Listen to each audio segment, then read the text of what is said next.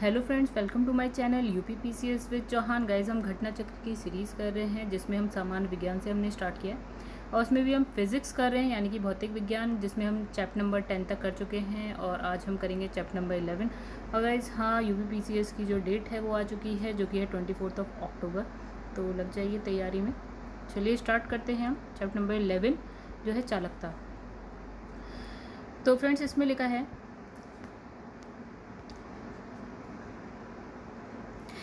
किसी पदार्थ के परमाणु में जो इलेक्ट्रॉन नाभिक के समीप की कक्षाओं, इसमें लिखा है किसी पदार्थ के अणु में जो इलेक्ट्रॉन नाभिक के समीप की कक्षाओं में होते हैं वे नाभिक के धन आवेश द्वारा प्रबल आकर्षण बल से बंधे होते हैं।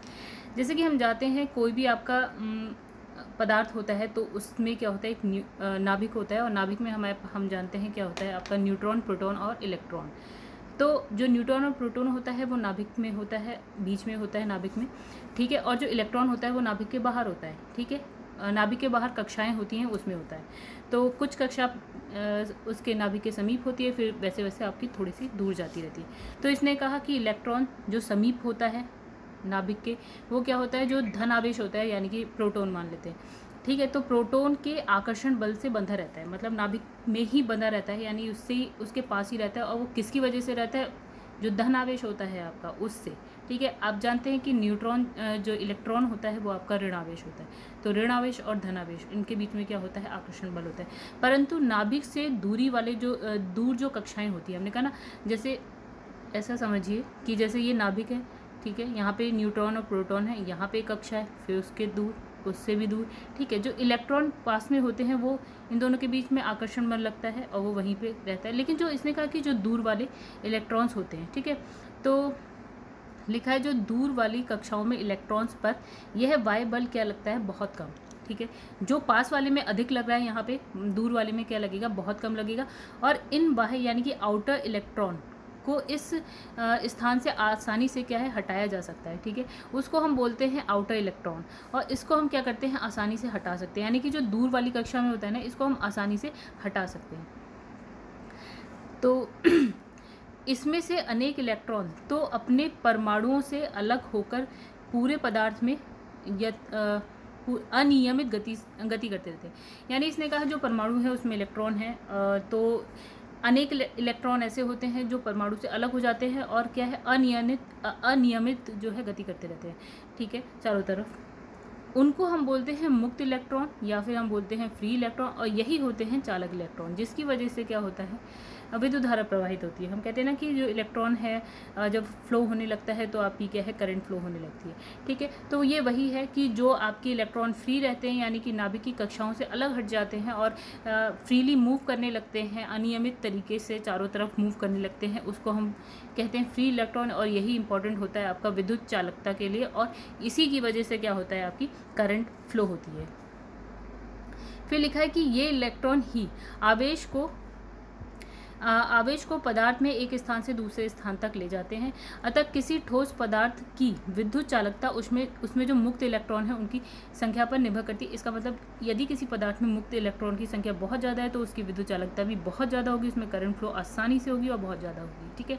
तो आगे बढ़ते हैं, इसमें लिखा है धातुओं में यह संख्या बहुत अधिक होती है, ठीक है। धातु अधातु, तो हम जानते हैं धातु में बहुत अधिक होती है संख्या, इसलिए क्या है, धातु जैसे एल्यूमिनियम हो गया, आपका तांबा हो गया, तो इसमें जो है आराम से करंट या जो है विद्युत धारा आराम से जो है प्रवाहित हो सकती है, यानी कि अच्छे चालक होते हैं। तो इसने लिखा है कि इसी कारण धातु विद्युत के अच्छे चालक होते हैं, मतलब करंट आसानी से फ्लो होती है किसमें, धातु में। फिर लिखा है चांदी विद्युत का सबसे अच्छा चालक होता है, ये याद रखिएगा, सबसे अच्छा कौन सा होता है, चांदी। उसके बाद आता है तांबा, फिर सोना है, एल्यूमिनियम है। तो ये आप सीक्वेंस थोड़ा याद रखिएगा, क्वेश्चन में पूछ लेता है कि सबसे अच्छा चालक कौन सा है, तो हम बताएंगे क्या, चांदी के बाद है इसने कहा तांबा, सोना, एल्यूमिनियम होता है। और वैद्युत चालन धातुओं के अतिरिक्त कुछ द्रव और गैस में भी होता है, ठीक है। ऐसा नहीं है कि सिर्फ और सिर्फ धातु में होता है, हमारा लिक्विड में भी होता है और गैसेस में भी होता है। फिर धातु में जो है वैद्युत चालन इलेक्ट्रॉन के चलने से होता है, ठीक है। विद्युत चालन कैसे हो रहा है, जब इलेक्ट्रॉन फ्लो हो रहे हैं उसकी वजह से करंट फ्लो होने लगती है, हम उसी को कहते हैं विद्युत चालन। जबकि द्रव और गैस में क्या होता है, ये धन और ऋण आयनों के चलने से होता है। अगर हम कहें धातु में, तो धातु में किसकी वजह, देखिए एक धन आयन होता है, एक होता है ऋण आयन। ऋण आयन हमें पता है कि इलेक्ट्रॉन होता है, धन आयन हमें पता है कि प्रोटॉन होता है, ठीक है। तो जो अगर हम बात करें धातुओं की, तो उसमें इलेक्ट्रॉन की वजह से आपका करंट फ्लो होती है। और अगर हम द्रव और गैस में बात करें तो आपका जो धन आयन है वो भी और ऋण आयन है वो भी, इन दोनों की वजह से क्या होती है, आपकी वैद्युत धारा प्रवाहित होती है और ये चालन करता है, ठीक है। गैस में विद्युत चालन एक निश्चित दाब परास का मतलब होता है रेंज, एक निश्चित दाब परास यानी कि 10 मिलीमीटर से लेकर 10⁻³ मिलीमीटर पारा मतलब रेंज में होती है, ठीक है। तो इसने कहा गैस में इसने एक रेंज बता दी जो कि ये है। अब इसने कहा दाब की उच्च सीमा, दाब की जो उच्च सीमा है वो है 10 मिलीमीटर, ठीक है, से ऊपर, और जो निम्न सीमा है यानी कि 10⁻³ मिलीमीटर से नीचे गैस विद्युत के कुचालक होते हैं। इसका मतलब क्या हुआ? इसका मतलब ये हुआ कि एक रेंज दे दी है इसने ये वाली, ठीक है। इसने कहा अगर हम इससे ऊपर जाते हैं या हम इससे और नीचे चले जाते हैं, ठीक है, तो क्या होता है कि वही गैस जो अभी विद्युत की चालक थी वही विद्युत की क्या हो जाती है, कुचालक हो जाती है, यानी कि यहाँ पे करंट फ्लो होना बंद हो जाता है अगर ये 10 मिलीमीटर से ज़्यादा और -3 मिलीमीटर से कम हो जाए तो, ठीक है। आगे बढ़ते हैं अब हम लोग। फिर लिखा है अचालक। क्या होता है अचालक? यानी कि कुचालक जिसमें करंट फ्लो होती नहीं है, ठीक है, जिसमें चालन होता नहीं है। लिखा है जिन पदार्थों में मुक्त इलेक्ट्रॉनों की संख्या बहुत कम होगी या शून्य होगी। वैसे ही हमने कहा था जिसमें इलेक्ट्रॉनों की संख्या बहुत ज़्यादा होगी वो बहुत ही अच्छे चालक होंगे और जिसमें नहीं होगी तो वो कुचालक हो जाएंगे। तो ये लिखा है कि इलेक्ट्रॉनों की संख्या क्या है, बहुत कम है या फिर शून्य है। तो इसमें जो आवेश है, आवेश का प्रभाव क्या होता है, प्रवाह मतलब फ्लो जो होता है वो संभव नहीं होता। अतः ये जो पदार्थ हैं विद्युत के क्या हो जाते हैं, अचालक होते हैं या बैड कंडक्टर बोलते हैं, इंसुलेटर बोलते हैं, ठीक है, जिसमें से जो है करंट फ्लो होती नहीं है, ठीक है, जैसे लकड़ी में नहीं हो सकती, ठीक है। अब एक होता है अर्धचालक। अर्धचालक क्या होता है ऐसे समझते हैं थोड़ा सा। तो अर्धचालक ऐसे पदार्थ होते हैं, ठीक है, जिसमें क्या होते हैं, जो कुचालक से, जिनमें चालकता जो होती है कुचालक से ज़्यादा बट चालकों से कम होती है। हमने अभी दो पढ़ा, एक हमने पढ़ा कि एक तो होता है चालक, एक होता है आपका कुचालक यानी कंडक्टर और इंसुलेटर, ठीक है। तो इसने कहा जो सेमीकंडक्टर है यानी कि अर्धचालक है उसकी जो चालकता होती है वो इससे तो कम होती है, ठीक है, लेकिन कुचालक से ज़्यादा होती है। इसमें तो इनफैक्ट होती ही नहीं है, ठीक है, तो इससे ज़्यादा होती है और चालकों से कम होती है, मतलब बीच की होती है इन दोनों के। यही लिखा है कुछ पदार्थ ऐसे होते हैं जिनकी वैद्युत चालकता अचालकों की अपेक्षा बहुत अधिक होती है। अचालक मतलब इंसुलेटर से ज़्यादा होती है। इंसुलेटर मतलब समझ लो एक लकड़ी है तो लकड़ी का टुकड़ा उससे ज़्यादा होती है सेमीकंडक्टर में, परंतु जो चालक है सपोज कि अभी हमने पढ़ा चांदी, तो उसकी अपेक्षा कम होती है, ठीक है। इसे हम बोलते हैं अर्धचालक और इंग्लिश में हम इसको बोलते हैं क्या बोलते हैं गाइस, सेमीकंडक्टर। चलिए आगे बढ़ते हैं हम लोग। इसमें लिखा है जैसे अब इसने कहा सेमीकंडक्टर यानी कि अर्धचालक कौन कौन से होते हैं। तो इसमें होते हैं हमारे पास, ये होता है आपके पास सिलिकॉन होता है, आपके पास जर्मेनियम होता है, आपके पास सेलेनियम होता है, कार्बन होते हैं आदि।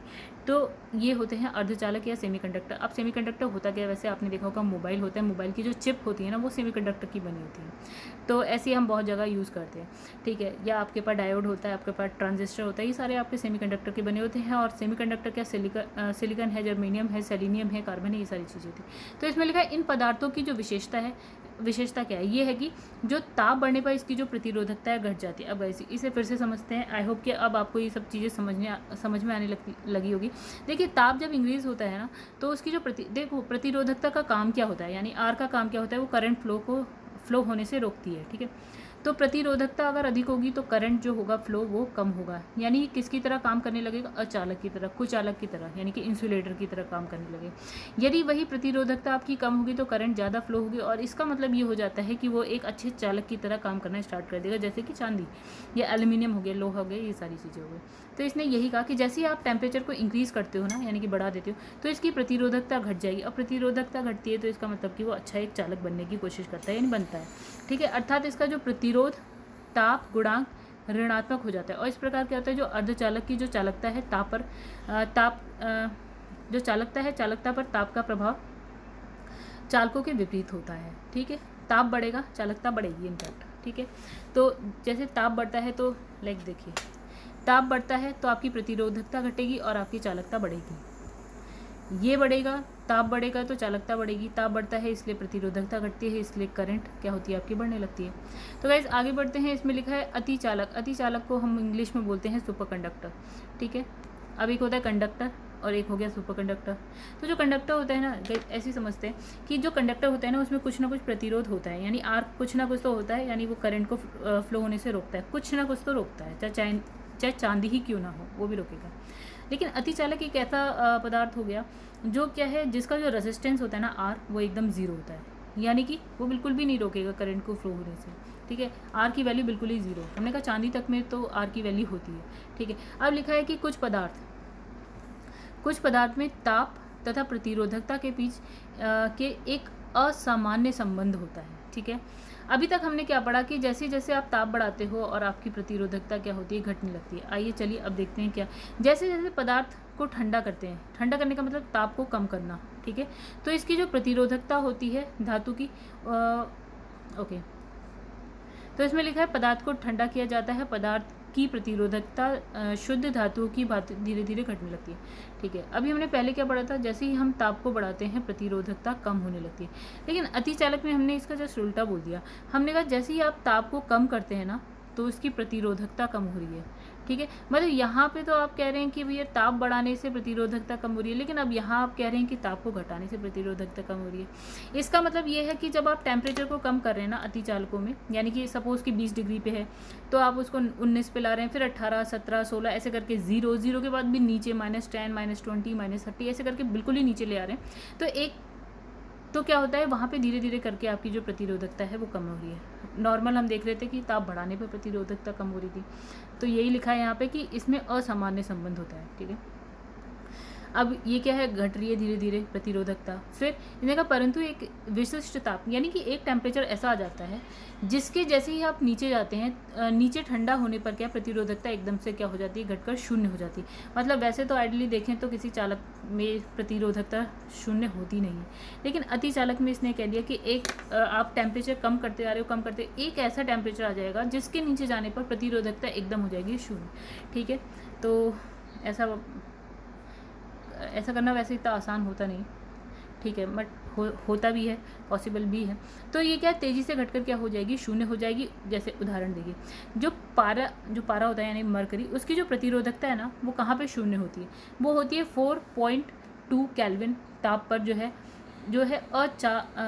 अचानक क्या होती है, शून्य हो जाती है, ठीक है। तो यानी 4.2 केल्विन। आइए इसको वैसे लिखेंगे तो -269.8 डिग्री सेल्सियस, यानी कि जब इतने नीचे चले जाएगा ना पारा, -269 डिग्री पे चला जाएगा, तो उसकी जो प्रतिरोधकता है वो एकदम से शून्य हो जाएगी, ठीक है। तो वो किसकी तरह काम करने लगेगा, अतिचालक की तरह काम करने लगेगा, यानी सुपर कंडक्टर। तो इसमें लिखा है तथा ठंडा किए गए पदार्थ को अतिचालक कहते हैं, ठीक है। जो उसका गुण है वो अतिचालकता, और वो पदार्थ क्या हो जाएगा, अतिचालक, यानी कि सेमीकंडक्टर हो जाएगा। अब इसने लिखा है कि ये घटना अति निम्न ताप पर, इसके रेंज दे दी है कि किस ताप पे ये होता है। तो ये होता है 10 केल्विन से लेकर 0.1 केल्विन तक, यानी कि इसे डिग्री सेल्सियस में लिखा है मैंने, लिखा है -263 से लेकर -272 तक में क्या होता है पदार्थ, मतलब ये आपको अतिचालकता का गुण मिलता है इतने कम टेम्परेचर पे, ठीक है। वह ताप जिस पर प्रतिरोधकता अचानक जो है शून्य हो जाती है उसको हम क्या बोलते हैं, संक्रामक ताप बोलते हैं, ठीक है। इस ताप को बोलते हैं संक्रमण ताप बोलते हैं, ठीक है। और ये भिन्न भिन्न पदार्थों के लिए भिन्न भिन्न होती है। ऐसा नहीं है कि पारे के लिए जितनी थी उतनी आपकी बाकी के लिए भी हो, ऐसा बिल्कुल नहीं है, सबके लिए अलग अलग होगी। पदार्थ अलग है तो प्रतिरोधकता सबके लिए आपकी क्या होगी, अलग अलग होगी। अब इसमें लिखा है अतिचालक का गुण सभी पदार्थों में नहीं पाया जाता। हम कहें कि सबको इतने कम टेम्परेचर पर ले जाएं तो कोई एक ऐसा टेम्परेचर आएगा कि उससे नीचे जाने पर कि वो अतिचालक की तरह करने लगे, ऐसा है नहीं, ठीक है। यानी कि सब पदार्थों में ऐसा होता नहीं। जो पदार्थ सामान्यतः सुचालक होते हैं, यानी कि इंसुलेटर होते हैं। सुचालक मतलब जिसमें करंट फ्लो नहीं होती है, नॉर्मली देखिए सोने में नहीं होती है, ठीक है, लिथियम में नहीं होती है, सोडियम में नहीं होती है, चांदी में नहीं होती है, तांबे में नहीं होती, ठीक है। इसमें क्या है 1 केल्विन से भी छोटी भिन्न तक के नीचे ताप पर भी अतिचालकता का गुण नहीं आएगा। मतलब ये तो है सुचालक का मतलब हो गया इंसुलेटर। तो इस पे आप कुछ भी कर लो, सॉरी, सुचालक का मतलब तो होता है कंडक्टर। मतलब इसने कहा कुछ ऐसे कंडक्टर होते हैं जिसमें क्या होता है कि अगर आप 1 केल्विन, मतलब ये बहुत कम टेम्परेचर हो गया, 1 केल्विन से भी नीचे जाने पर क्या होता है, अतिचालकता का गुण नहीं आता है। ठीक है, आगे बढ़ते हैं। इसके विपरीत कुछ धातुएं तथा मिश्र धातुएं जैसे कि टंगस्टन हो गया, कैडमियम हो गया, एल्यूमिनियम हो गया, टिन हो गया, आपका शीशा हो गया, इसमें क्या होता है 0.01 केल्विन से लेकर सॉरी, इसमें सबकी बताया कि जो टंगस्टन है उसमें 0.01 केल्विन, और कैडमियम है उसमें 0.56 केल्विन, और एल्यूमिनियम है उसमें 1.19 केल्विन, टिन में आपका 3.7 केल्विन, और शीशे में आपका 7.2 केल्विन। तो इस पर क्या होता है कि ये क्या बन जाते हैं, अतिचालक बन जाते हैं, अतिचालकता का गुण इसमें दिखाई देने लगता है। ठीक है, मतलब हम समझ गए कि कुछ ऐसी धातुएं भी होती हैं जिसमें आपको ये गुण नहीं दिखेगा, और ये जो है आपका टंगस्टन, कैडमियम, एल्यूमिनियम, टिन, शीशा, इन सब में आपको दिख जाएगा, और इसमें टेम्परेचर भी बताया कि किस टेम्परेचर के नीचे जाने पर आपको दिख जाएगा। ठीक है, और इसमें लिखा है अतिचालक पदार्थ के कई उपयोग होते हैं। जैसे अब हम इसके यूजेस के बारे में पढ़े तो इसमें लिखा है ऊर्जा को वैद्युत तार से बिना किसी प्रतिरोधात्मक हराश के क्या है भेजा जा सकता है तथा संग्रहित किया जा सकता है। पावर कंपनी जब मांग कम होती है तब विद्युत उत्पादित करके क्या है अति चालक रिंगों में संग्रहित कर सकती हैं, और जिसे अधिक मांग, देखिएगा इसमें क्या लिखा है, इसमें लिखा है कि जो ऊर्जा को वैद्युत तारों में बिना किसी प्रतिरोधात्मक हराश के भेजा जा सकता है, मतलब अगर हम अतिचालक की बात कर रहे हैं। ठीक है, तो इसमें क्या है, इसको हम संग्रहित भी कर सकते हैं यानी स्टोर कर सकते हैं। अब क्या है, पावर कंपनी क्या होता है कि अभी मांग नहीं है, कोई बात नहीं, इसको हमने स्टोर कर लिया, लेकिन जैसे ही मांग आती है तो वो इसको क्या करता है, आगे बढ़ा देता है, मतलब जो डिमांड है उसको पूरी कर देता है। ठीक है, आगे बढ़ते हैं हम लोग। अच्छा, 2 ही हैं। तो दूसरा इसमें लिखा है अतिचालक वैद्युत चुंबकों से प्रबल चुंबकीय क्षेत्र उत्पन्न किया जा सकता है जिसे साधारण वैद्युत चुंबक उत्पन्न नहीं कर सकता। मतलब इसने कहा जो वैद्युत चुंबक होता है वो क्या करता है, चुंबकीय क्षेत्र उत्पन्न करता है। अतिचालक इनफैक्ट उससे भी ज़्यादा जो है चुंबकीय क्षेत्र उत्पन्न कर सकता है। ऐसा एक एग्जाम्पल था, कहाँ पे, जापान का था एक, उन्होंने जैसे मेट्रो ट्रेन होती है ना वैसे ही कुछ बनाया था। तो उसमें जो ट्रेन थी ना, लाइक वो कुछ इस तरह से थी कि जो ट्रेन की पटरी है, ये जापान का या चाइना का है, थोड़ा सा मैं कंफ्यूज हो रही हूँ। तो उनकी जो ट्रेन थी वो इस पटरी से इतनी ऊपर ट्रैवल कर रही थी, मतलब पटरी को टच भी नहीं हो रही थी। ठीक है, जो ये पटरी थी वो थी आपकी अतिचालक था, यानी कि सेमीकंडक्टर था। अब ये क्या कर रहा था, एक विद्युत क्षेत्र उत्पन्न कर रहा था। तो वो क्या है, जो ट्रेन है उस जो विद्युत क्षेत्र है उस पर रुकी हुई थी। ठीक है, और वो क्या है, ट्रैवल कर रही थी, इनफैक्ट उसकी स्पीड बहुत ज़्यादा। ठीक है गाइज, आगे बढ़ते हैं। अब हमारा क्या है, क्वेश्चन आंसर राउंड है, मतलब जो नोट्स हैं वो हम कंप्लीट कर चुके हैं, यही हम बात करते हैं अब क्वेश्चन आंसर्स की। तो पहला इसने लिखा है कि अतिचालक का लक्षण क्या है। अभी हमने देखा कि उसकी जो आर की वैल्यू होती है यानी कि प्रतिरोधकता एकदम शून्य होती है। इसमें लिखा है शून्य परागम्यता। ठीक है, इसमें लिखा है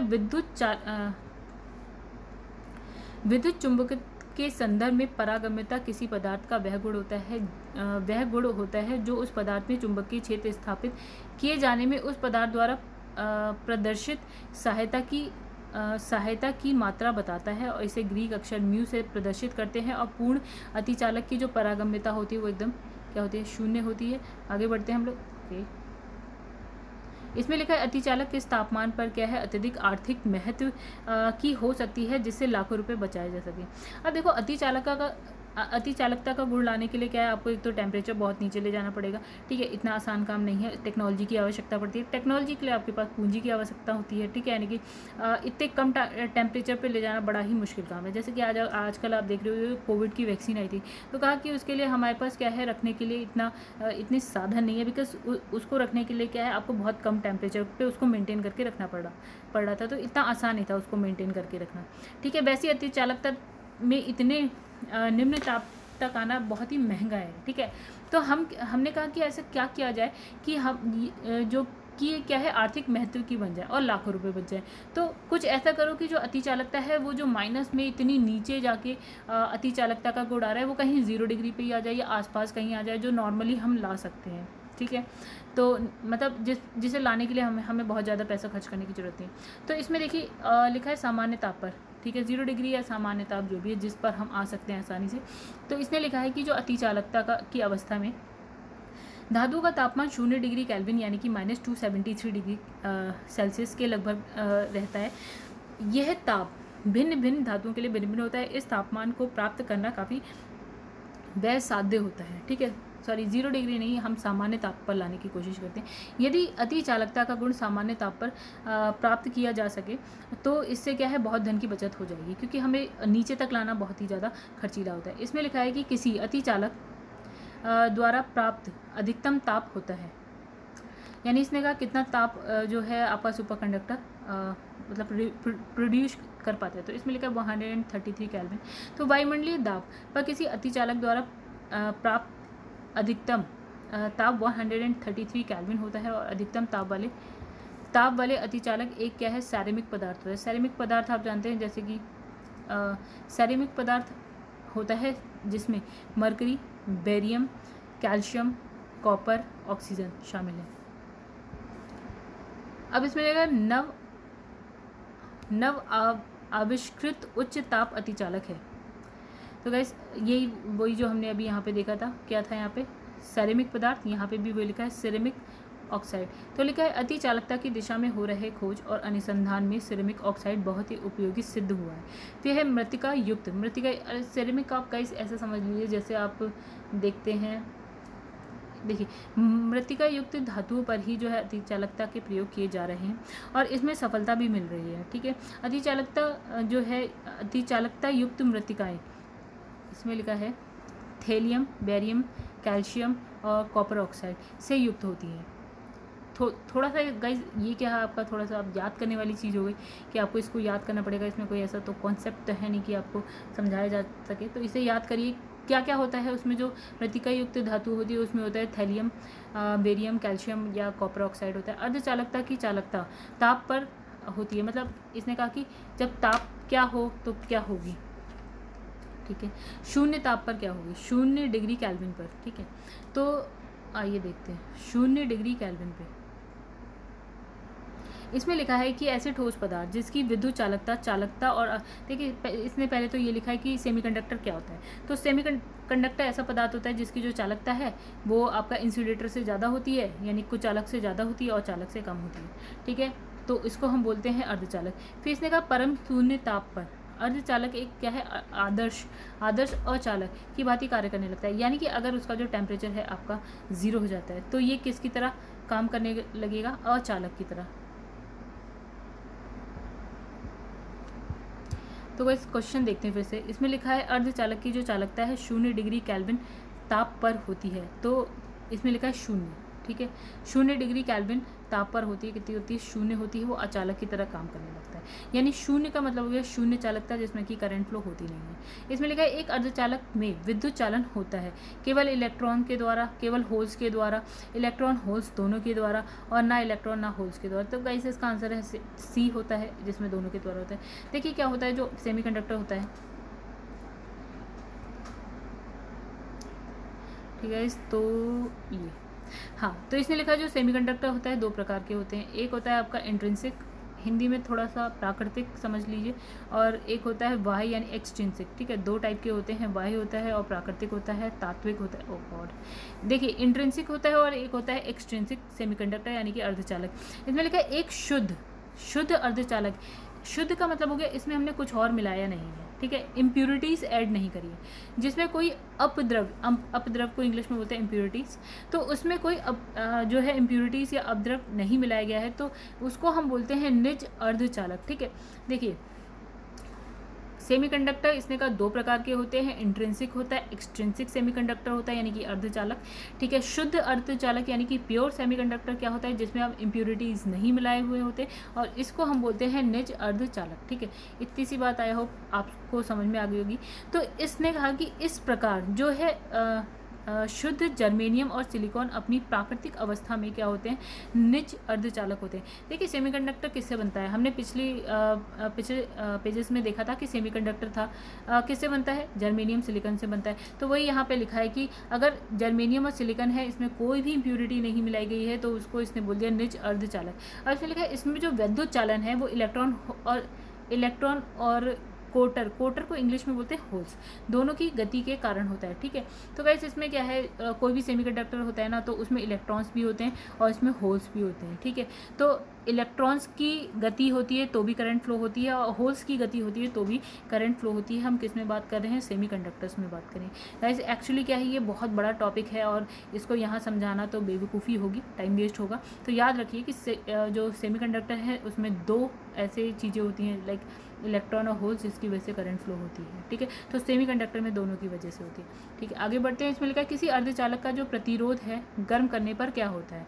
देखिए क्या होता है गाइस, कोई एक सपोज कि एक अर्धचालक है, ठीक है, तो उसमें बहुत सारे इलेक्ट्रॉन्स हैं, होल्स हैं, ठीक है, गर्म करते हैं तो वो क्या है, गति करने लगते हैं। और जब गति करते हैं तो क्या होते हैं, एक दूसरे से टकराने लगते हैं। ठीक है, गर्म कर रहे हैं, टकरा रहे हैं, तो उसकी वजह से क्या होता है, जो उनका प्रतिरोध है, जब टकराते हैं ना तो उसमें ऊष्मा उत्पन्न होती है, करंट फ्लो होती है। करंट फ्लो होने का मतलब क्या होता है, प्रतिरोध का कम होना।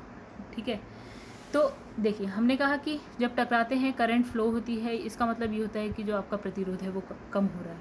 ठीक है, यही हमने अभी तक देखा है। तो इसमें लिखा है कि अर्धचालक ऐसे ठोस पदार्थ हैं जिनकी जो विद्युत प्रतिरोधकता चालकों के अधिक, परंतु कुछ चालकों में कम, कुछ चालकों से कम, मतलब वही चीज़ है, चालकों से अधिक, इनफैक्ट गलत लिखा है इसमें, प्रतिरोधकता, राइट, प्रतिरोधकता चालक से अधिक होती है, कुछ चालक से कम होती है। ठीक है, इसीलिए क्या होता है, अगर चालक से अधिक होगी प्रतिरोधकता तो चालक से कम, जो चालक होता है उससे कम इसमें कंडक्टिविटी होती है, और कुछ चालक से प्रतिरोधकता अगर कम होगी यहाँ पे, ठीक है, तो इसकी जो कंडक्टिविटी होगी वो ज़्यादा होगी, और चालक से कम होगी और कुचालक से अधिक होगी कंडक्टिविटी। बट यहाँ पे हमने किसकी बात करी है, प्रतिरोधकता। ठीक है, तो चालकों से क्या होगी, प्रतिरोधकता अधिक होगी, लेकिन कुचालक से क्या होगी, कम होगी। गाइस कंफ्यूज मत होइएगा। इसमें लिखा है अर्धचालकों की प्रतिरोधकता सामान्य ताप पर कितनी होती है, आपकी 10⁻⁻² होती है, 10⁻⁻² तथा 1 ओम के मध्य होती है। ठीक है, सामान्य ताप पर जो प्रतिरोधकता है वो ये होती है। फिर अर्धचालक का जो प्रतिरोध जो है ताप बढ़ने पर कम हो जाता है। जैसे ही ताप बढ़ता है तो क्या है, इलेक्ट्रॉन होल्स मूव करने लगते हैं, तो करंट फ्लो होने लगती है। करंट फ्लो होने का मतलब ही है प्रतिरोधकता का कम होना। ठीक है, आगे बढ़ते हैं। इसमें लिखा है निकट अतीत में हिग्स बोसोन कण के अस्तित्व के संसूचक के लिए किए गए प्रयत्न लगातार समाचारों में रहे हैं। ठीक है, तो इस कण की खोज का क्या महत्व है, आइए किसके बारे में बात करें, हिग्स बोसोन कण की बात करें। तो ये हमें ये समझाने, यहाँ की पहले व्याख्या देख लेते हैं। वैसे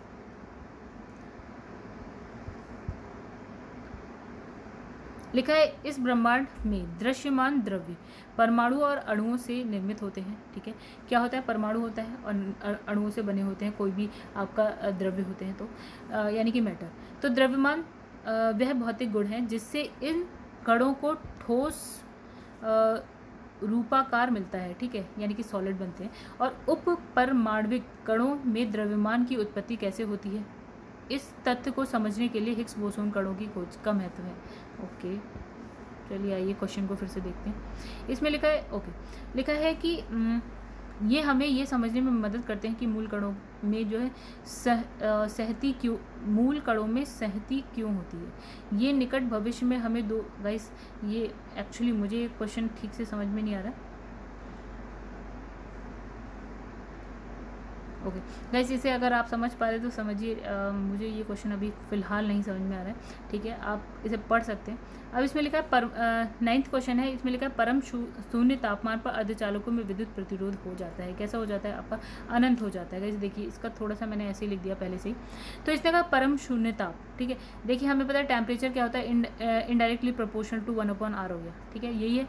अब इसने कहा ताप को हमने कर दिया 0, तो 0 is indirectly proportional to 1/r। तो यहाँ पे हम लिख देंगे r, अगर वैसे देखें तो 1/0 हो जाएगा, और ये वैल्यू होती है अनंत। ठीक है, मतलब अगर 0 नीचे होता है वो अनंत होती है। तो इसने कहा परम शून्य ताप है अगर, तो इसने कहा प्रतिरोध क्या होगा, प्रतिरोध हो जाएगा आपका क्या गाइस, अनंत हो जाएगा, जैसे कि अभी मैंने सॉल्व करके बताया। ठीक है, अब इसमें लिखा है कि निम्न में से कौन सी धातु अर्धचालक की तरह जो ट्रांजिस्टर में प्रयोग होती है।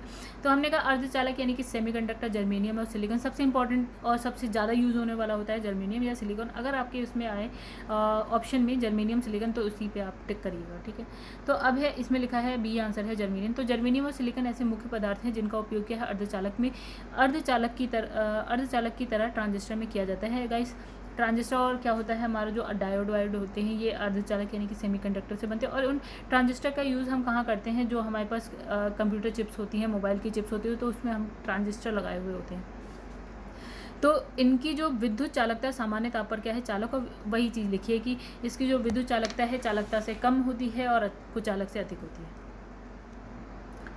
इसमें निम्नलिखित में से कौन ट्रांजिस्टर का एक महत्वपूर्ण भाग है, फिर वही चीज़ है कि सिलिकॉन और जर्मेनियम, इन दोनों में से कुछ भी आए तो आप लगा दीजिए।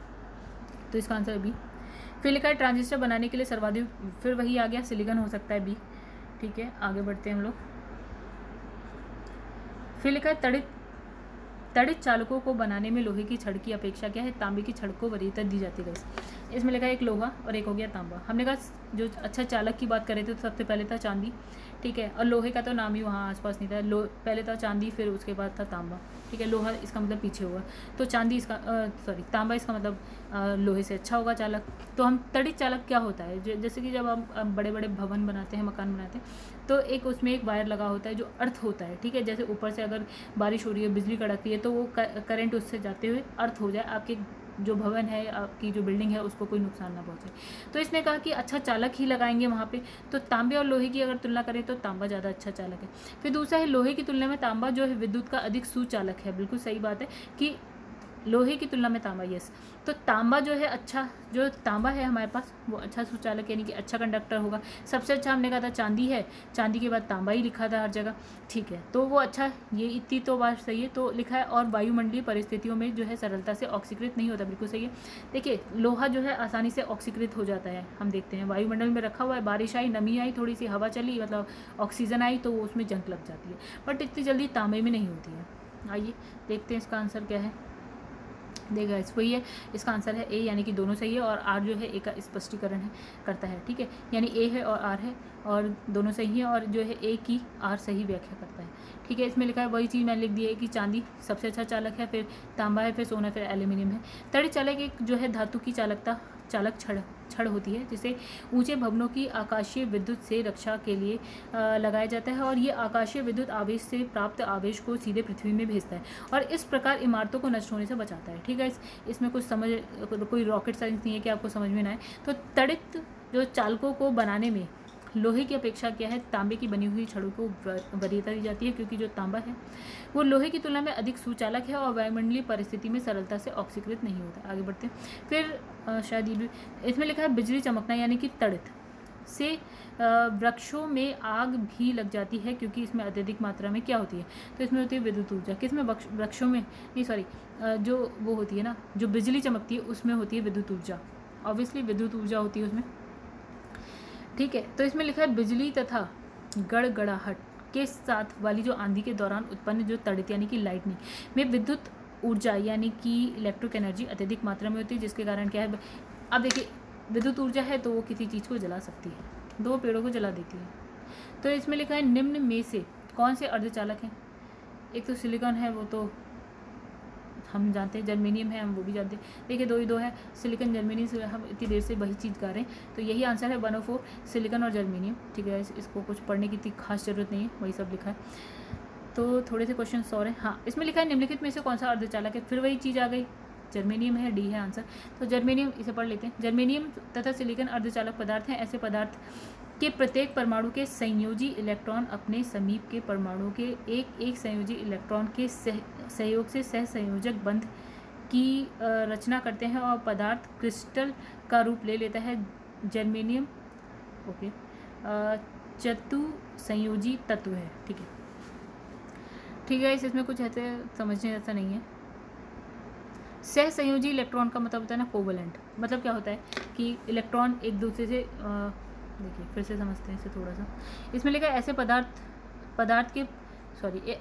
के प्रत्येक परमाणु, जो परमाणु होते हैं, के सहसंयोजी इलेक्ट्रॉन अपने समीप के परमाणु के एक सहसंयोजी इलेक्ट्रॉन से सहयोग से क्या बनाते हैं, एक सहसंयोजक बंध बनाते हैं। मतलब एक इलेक्ट्रॉन इधर से ले लिया, एक इलेक्ट्रॉन, या ये दोनों एक दूसरे के साथ क्या बनाते हैं, सहसंयोजक बंध बनाते हैं। इसको इंग्लिश में होते हैं कोवलेंट बॉन्ड, ठीक है। तो ये क्या है, क्रिस्टल का रूप ले लेते हैं, ठीक है। आगे बढ़ते हैं हम लोग। निम्नलिखित, अच्छा इसका आंसर तो वही है जर्मेनियम, ठीक है। तो इसमें लिखा है निम्नलिखित तत्वों में से कौन जो है अर्धचालक है, फिर वही क्वेश्चन आ गया, क्या बताएं, आसान हो गया। लिखा है भारत सरकार ने झामा के निर्यात पर जो है पूर्ण प्रतिबंध लगा दिया। झामा, ठीक है, क्योंकि उसमें से एक ऐसी धातु या ऐसा तत्व निकाल सकते हैं जिसका उपयोग जो है ट्रांजिस्टर बनाने में किया जाता है। आई झामा से क्या निकल सकता है? झामा से यहाँ निकल रहा है जर्मेनियम। तो जर्मेनियम हमें क्या जर्मेनियम का यूज़ कैसे होगा? हम सेमीकंडक्टर बना सकते हैं, और सेमीकंडक्टर बन गया तो हम उसको ट्रांजिस्टर बना सकते हैं। और ट्रांजिस्टर तो आजकल वैसे भी इलेक्ट्रॉनिक जो भी इक्विपमेंट्स होते हैं, आपका फ़ोन होता है, आपका रिमोट होता है, आपका मतलब टीवी का रिमोट होता है, आपका फ़ोन होता है, आपका लैपटॉप होता है, या जो भी चीज़ें आपको दिख जाती हैं इस तरह की, उन सब में आप यूज़ करते हैं ट्रांजिस्टर। तो झामा क्या है? जला हुआ कोयला से जर्मेनियम तत्व निकाले जाते हैं, और इसका उपयोग क्या है? हम ट्रांजिस्टर निर्माण में करते हैं। तो गाइज़ यहाँ पे हमारा ये कंप्लीट हो गया है चैप्टर। और तो अब हम नेक्स्ट वीडियो में करेंगे आपका नाभिकीय भौतिकी, जैसा कि लिखा हुआ है इसमें, नेक्स्ट चैप्टर है, ठीक है। तो गाइज़ अगर हाँ एक चीज़ और है गाइज़, अगर आपको जो भी मेरे वीडियोज़ हैं या जो भी चैप्टर मैं पढ़ाती हूँ उनकी PDF चाहिए तो प्लीज़ डिस्क्रिप्शन में जाके, मतलब इसी वीडियो के डिस्क्रिप्शन में जाके इसी वीडियो का आपका PDF मिल जाएगा, ठीक है। गाइस होता है कई जगह जो है, और ये भी है 2020 का है, यानी कि लेटेस्ट आपकी घटना चक्र है। कई जगह लोगों के बुक्स नहीं होती है, तो ये मुझे लगा कि ये प्रोवाइड कराना चाहिए PDF। तो गाइस आप जाके डाउनलोड कर सकते हैं PDF। और अगर आपको मेरी वीडियो पसंद आ रही है तो प्लीज़ इसे लाइक करिए, और मेरे चैनल को सब्सक्राइब करिए, और जितना हो सके शेयर करिए। तो गाइस थैंक यू।